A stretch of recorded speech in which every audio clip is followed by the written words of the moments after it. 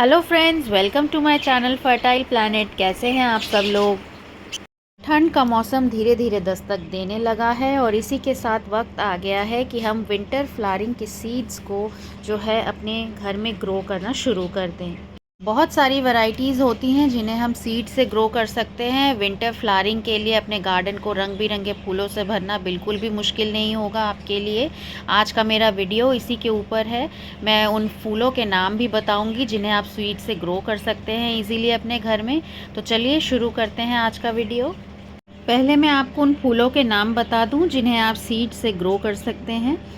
सबसे पहला है डायांथस, फिर है पॉपी, गुलदावरी, aster, marigold, petunia, carnation, calendula, gerbera, pansy. ये कुछ ऐसी वैरायटीज़ हैं जिन्हें आप अपने घर में इजीली ग्रो कर सकते हैं विंटर फ्लावरिंग के लिए। अब बात करते हैं कि उन टिप्स के बारे में जिन्हें हमें अपने ध्यान में रखना चाहिए जब भी हम सीड्स ग्रो कर रहे हों, जिनसे कि हमें हेल्दी सैपलिंग्स मिल सके और उनसे हम प्लांट्स को अच्छी तरह से रेडी कर सकें। सबसे पहली जो बात है वो ये है कि आपको हमेशा हेल्दी सीड्स को चूज़ करना चाहिए। यानी कि जब भी आप सीड्स लेकर आएँ तब आप जो है हेल्दी सीड्स देखें, फ्रेश सीड्स देखें। और उसे देखने का तरीका ये होता है कि जब भी आप सीड्स पैकेट वाले परचेज़ करते हैं मार्केट से, तो उनके पीछे जो पैकिंग की डेट होती है उन्हें आप चेक करें और साथ ही साथ एक्सपायरी की डेट भी चेक करें।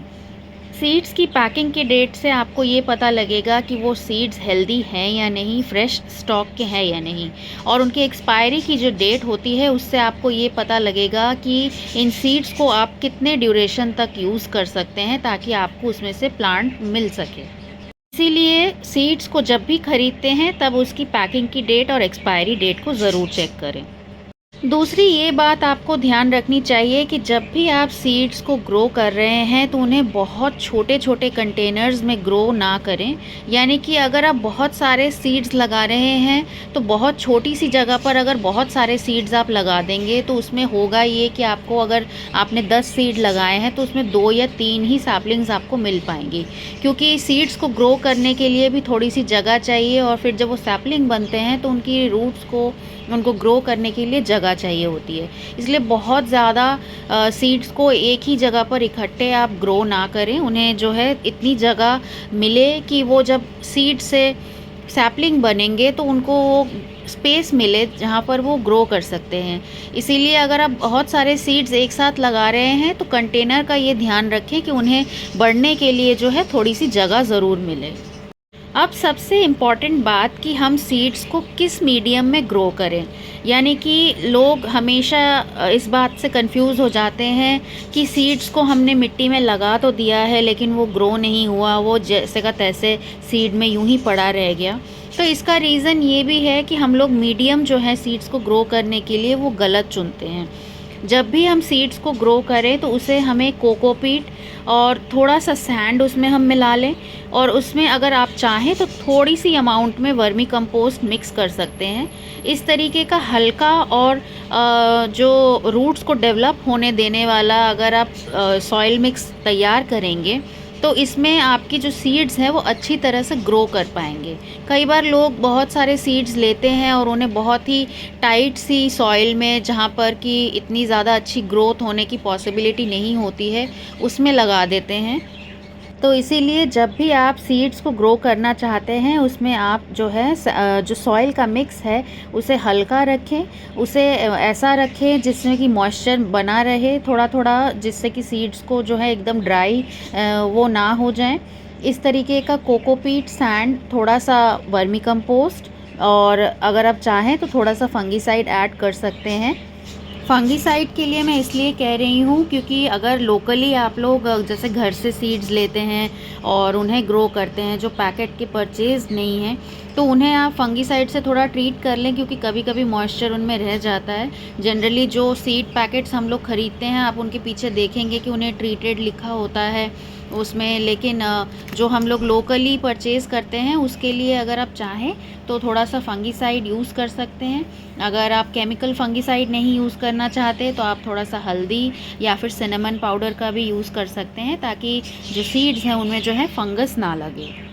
फिर बात करते हैं कि सीड्स को हमें कितनी गहराई में जो है लगाना चाहिए।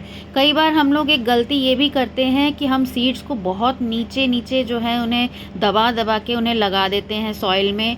तो उसके बाद क्या होता है कि उनमें जो है जर्मिनेशन नहीं हो पाता है।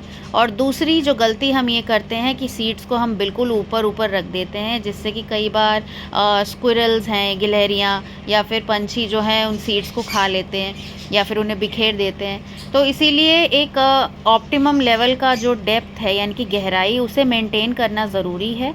बहुत ज़्यादा उन्हें नीचे की तरफ नहीं धंसाना है और बिल्कुल उन्हें ऊपर मिट्टी के ऊपर भी नहीं छोड़ना है। 1 इंच करीब आप जगह बना लें, उसमें आप अपने सीड्स को रखें। और अगर सीड्स बहुत छोटे छोटे हैं तो फिर आप आधा इंच जो है उसमें डेप्थ रखें और ऊपर से जो है एक पतली सी सॉइल की लेयर, जो भी आपने सॉइल मिक्स बनाया हुआ है, उससे जो है उसे कवर कर दें। अब अगली कहानी है कि सीड्स को लगाने के बाद उन्हें लोकेशन कैसी देनी है। कई लोग ये गलतियां करते हैं कि उन्हें जो है एकदम अंधेरे में रख देते हैं, बहुत ही ज़्यादा शेड होता है जहाँ पर वहाँ रख देते हैं।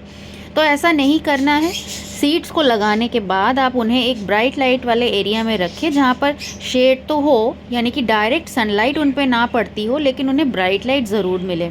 एक हवादार अच्छी जगह पर रखें जहाँ पर कि जर्मिनेशन सीड्स का होने में उन्हें हेल्प मिले। बिल्कुल अंधेरे किसी कोने में नहीं रखना है।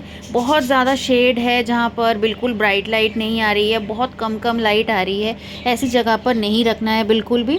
अच्छी ब्राइट लाइट वाली लोकेशन पर रखें और उसे जो है अच्छी सनलाइट जो प्रोवाइड करनी होती है वो आपको तब करनी होती है जब वो सीड ग्रो कर जाता है। उसे आप फिर धीरे धीरे मॉर्निंग की सनलाइट में एक्सपोज करना शुरू करें, हल्के हल्के उसे मॉर्निंग की सनलाइट दें। फिर जब वो ग्रो करना शुरू हो जाए फिर आप उसे जो है सनलाइट में धीरे धीरे करके उसे एक्सपोज कर सकते हैं। अब वाटरिंग का जो आता है क्वेश्चन, वो है कि जब हमने सीड्स लगाए हैं और उसके बाद सैपलिंग बनने तक भी हमें उसे वाटरिंग कैसे करनी है। तो जब हम लोग सीड्स लगा देते हैं उसके बाद हमें वाटरिंग इस तरह से करनी है कि आप एक स्प्रे बॉटल रख लें, उससे जो है स्प्रे करके पानी दें। क्योंकि बहुत सारा अगर पानी आप लेकर उसमें उड़ेल देंगे या फिर उसे बहुत ज़्यादा गीला कर देंगे तो फिर जो है सीड्स गल जाएंगी।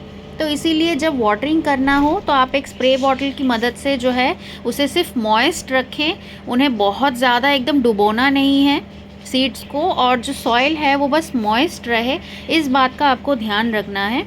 और एकदम जो है आपको ड्राई भी नहीं करना है कि सॉइल बिल्कुल ड्राई हो गई है। दोनों ही केसेस में जो है सीड्स का जो ग्रोथ है वो नहीं होगा। तो इसीलिए वाटरिंग करते वक्त स्प्रे बॉटल यूज़ करना सीड्स के लिए जो है बिल्कुल सही रहता है। तो ये मेथड आप जो है इससे वाटरिंग कर सकते हैं। इसके बाद आप अपने सीड्स को जिस भी कंटेनर में ग्रो कर रहे हैं वहाँ पर आप नेम टैग्स ज़रूर लगाएं, ताकि आपको पता रहे कि कौन से ट्रे में या कौन से कंटेनर में कौन से फूल आपने लगाए हैं। इससे जो है आपको क्लासिफाई करने में आसानी होती है कि कौन सा फूल आपने किस ट्रे में ग्रो किया है। अगर आपने किसी तरीके का कॉम्बिनेशन सोचा हुआ है अपने गार्डन के लिए तो आपको जो है ऑर्गेनाइज़ करने में भी हेल्प रहेगी कि आपने किस वैरायटी का फ्लावर जो है किस ट्रे में या किस कंटेनर में ग्रो किया है। तो आप डायरेक्टली उस सैपलिंग को जो है गार्डन में उस जगह शिफ्ट कर सकते हैं जहां आपने सोचा हुआ है। तो इसलिए नेम टैग्स बड़े हेल्पफुल होते हैं।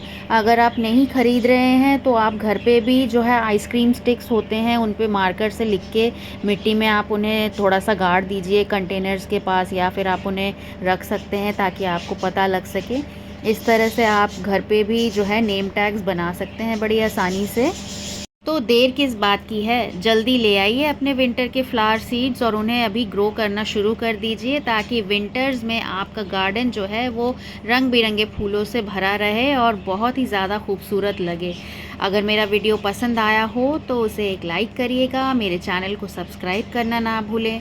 आप मुझे इंस्टाग्राम पे भी फॉलो कर सकते हैं। मिलते हैं अगले वीडियो में किसी और प्लांट की केयर के साथ। तब तक के लिए हैप्पी गार्डनिंग।